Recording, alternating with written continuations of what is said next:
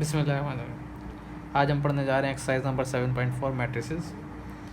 इसमें question number 1 है evaluate determinant of the following matrices. हमें मैट्रिसेस गिवन है 2x2 के ऑर्डर के और हमें इनका डिटर्मिनेंट निकालना है। डिटर्मिनेंट निकालने का तरीका क्या होता है? सबसे पहले तो हम इसको लेट करवा लेंगे। Let A is equals to 5 4 3 2। हमने इस मैट्रिसेस को लेट करवा लिया एक इक्वल।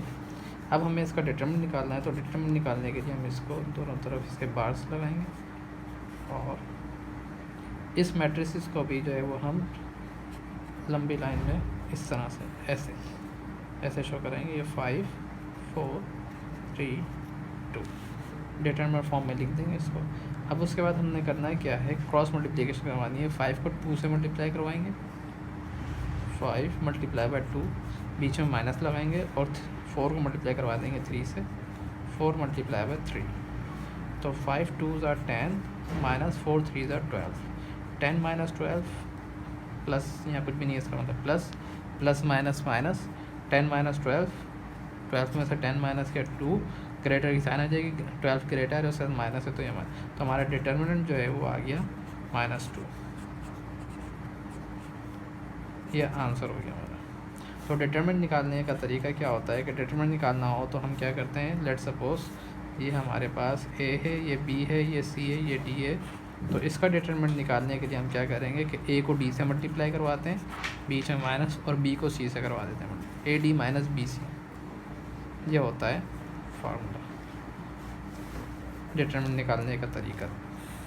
ठीक है, फिर यही चीज़ हमने यहाँ अप्लाई की है कि A को D से मल्टीप्लाई करवाया तो 5 को 2 से मल्टीप्लाई करवाया, माइनस है तो माइनस, फिर B को C से, तो B हमारा 4 है, C हमारा 3 है, तो 4 को 3 से करवाया, 4 3 12, 5 2 10, 10 माइनस 12 माइनस 12। नेक्स्ट क्वेश्चन कर लेते हैं अब इसी तरीके से, इसको भी लेट करवा लेते हैं। Let A is equals to 8 5 minus 2 2।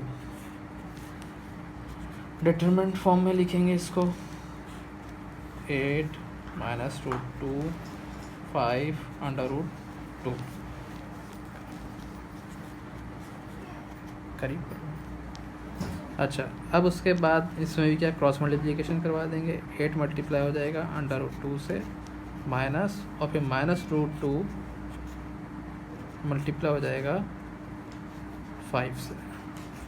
तो हमारा जो आंसर आ जाएगा 8 √2 as it is, minus minus plus, और √2 5 द 5 √2। डिटर्मिनेंट A इक्वल्स टू, अब यहाँ पे √2 जो है वो 8 है और यहाँ पे √2 5 है, तो 5 और 8 मिलके 13 √2 हो जाएंगे। तो ये हमारा आंसर हो गया। अब चलते हैं क्वेश्चन नंबर 3 की तरफ, C पार्ट पे। इसमें भी लेट करवा लेते हैं पहले। Let A is equals to √64 8 8 √64। फिर इसको डिटरमिनेंट फॉर्म में लिख देंगे, 64 8 8 √64। अच्छा, अब इसको हम सॉल्व करेंगे। इसको इससे मल्टीप्लाई करवाएंगे, √64 मल्टीप्लाई 1/64 माइनस, और फिर 8 को 8 से मल्टीप्लाई करवा देंगे, तो 8 8 सा नेक्स्ट स्टेप में। अच्छा, √64 दो रूट है, तो ये हो जाएगा √64 की पावर 2 स्क्वायर आ जाएगा। √64 मल्टीप्लाई √64 की पावर 2 माइनस 8 8 ज़ा 64। इसका मैं यहाँ मज़ीद यहाँ सॉल्व कर लेता हूँ।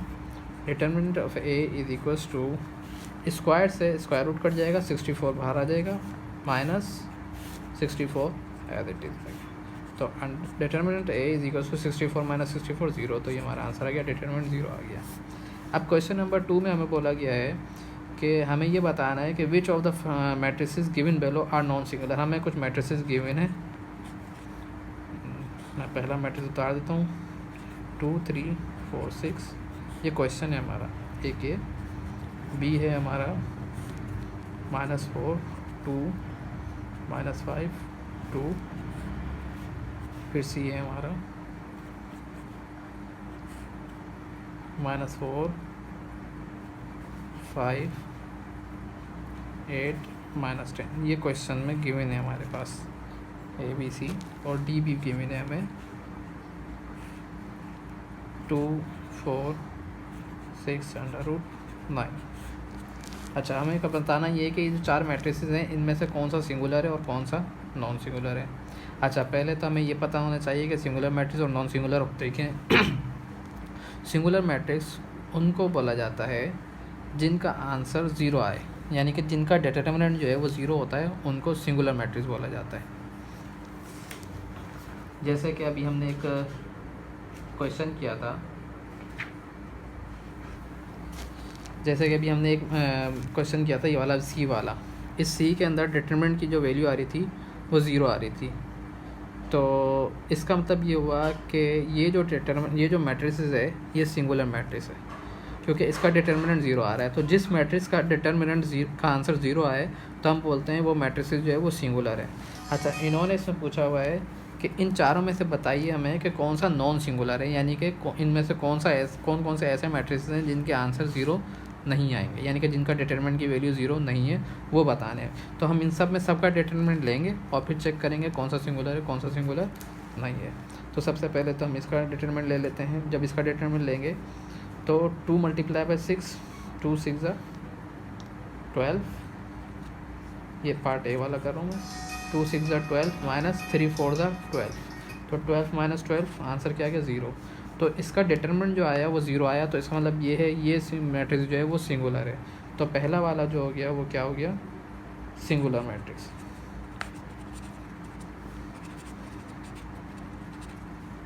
क्योंकि इसका आंसर जो है वो ज़ीरो आया डिटरमिनेंट का। इसी तरह से हम सेकंड वाला उतार लेते हैं।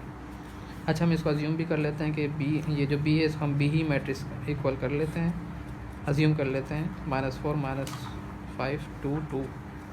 अब इसका हम डिटरमिनेंट ले लेते हैं। डिटरमिनेंट लेंगे तो 4 को 2 से मल्टीप्लाई करवाएंगे, -4 × 2 माइनस, फिर 2 को मल्टीप्लाई 5 करवाएंगे, 2 × -5। तो -4 2 माइनस का 8, माइनस माइनस प्लस 5 2 10, तो 10 - 8 2। तो ये बी का जो डिटरमिनेंट जो आया वो 2 आया, यानी कि ज़ीरो नहीं आया। तो इसका मतलब है ये बी वाला जो मैट्रिक्स है ये नॉन सिंगुलर है। तो हम बोल देंगे कि matrix B matrix is a non singular matrix.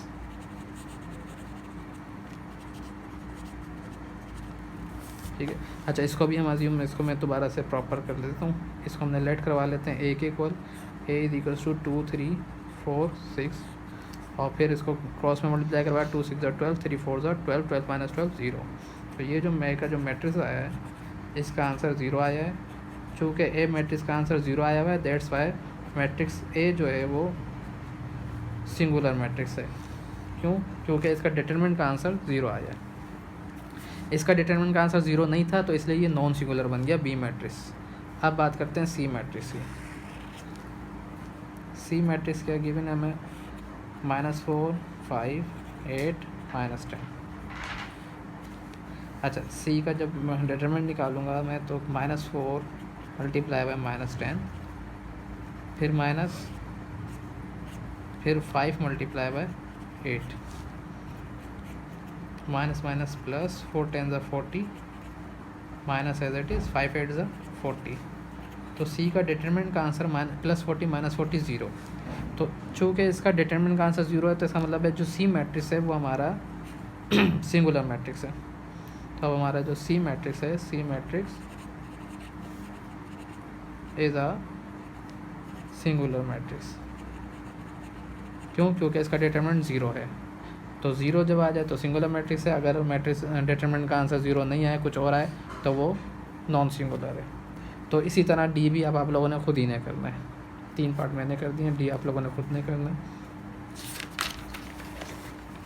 अब चलते हैं हम अपने क्वेश्चन नंबर